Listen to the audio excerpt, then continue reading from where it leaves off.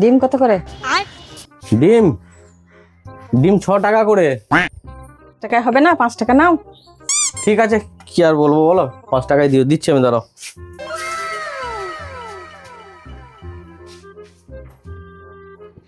হ্যাঁ না, ডিম একটা। পয়সা।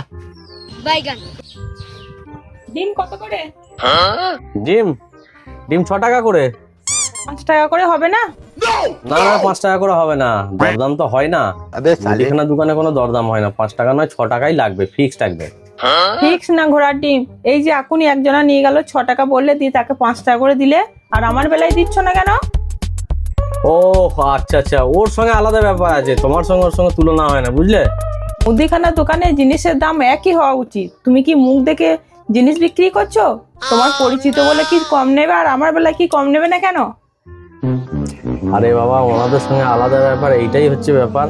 ওনাদের একটা বড় কাপড়ের দোকান আছে, আমাদের ফুল ফ্যামিলি মিলে যখন ওনার দোকানে আমরা বাজার করতে যাই, তাই একটা কাপড়ের দাম বা একটা জিনিসের দাম যদি 700-800 টাকা যদি দামটা নেয়, সেখানে যদি আমরা বলি যে একটু কম করুন, 500 টাকাতেও কিন্তু আমাদেরকে জিনিসটা ছেড়ে দেয়।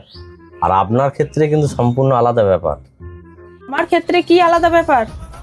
আপনার বরের তো মদের দোকান আছে, তা ওখানে যদি 230 টাকা পেইন্ট থাকে, তো 230 টাকাই দাম নেয়, 1 টাকাও কিন্তু ছাড়ে না। এমনকি জলের বোতল একটা ফ্রি দেওয়া দরকার, সেইটা পর্যন্ত দেবে না, সেইটা পর্যন্ত পয়সা ধরে নেবে। তাহলে পরে আপনাকে আমি কি করে 6 টাকার ডিমটা 5 টাকায় দিই, আর উনি অত টাকা ছেড়ে দেন, মানে ওনাকে তো আমার 5 টাকার ডিমটা 6 টাকার ডিমটা 5 টাকায় দিতেই হবে, তাই না?